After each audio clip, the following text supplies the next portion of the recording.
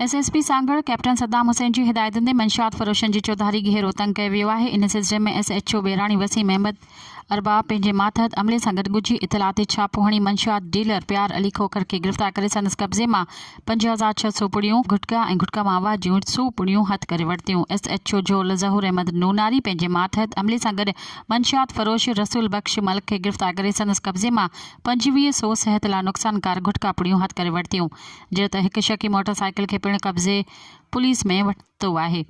SHO शाबू चाकर राणा जावेद नवीद सरफराज़ पंहिंजे मातहत अमले सां गॾु मंशियात फ़रोश मोहम्मद यासीन चंद खे गिरफ़्तार करे संदसि कब्ज़े मां 640 सिहत लाइ नुक़सानकार गुटका पुड़ियूं हथ करे वरितियूं।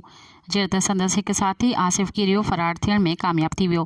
जवाबदार जी गिरफ़्तारी लाइ कोशिशूं जारी आहिनि। गिरफ़्तार जवाबदार ख़िलाफ़ मंशियात एक्ट जे कलमनि तहत केस दाख़िल करे वधीक जांच शुरू कई वई आहे। मज़ीद ख़बरनि ऐं तफ़सीलात लाइ विज़िट कयो असांजी वेबसाइट www.awamiNewsHD.com ऐं ॾिसंदा रहो अवामी न्यूज़ HD।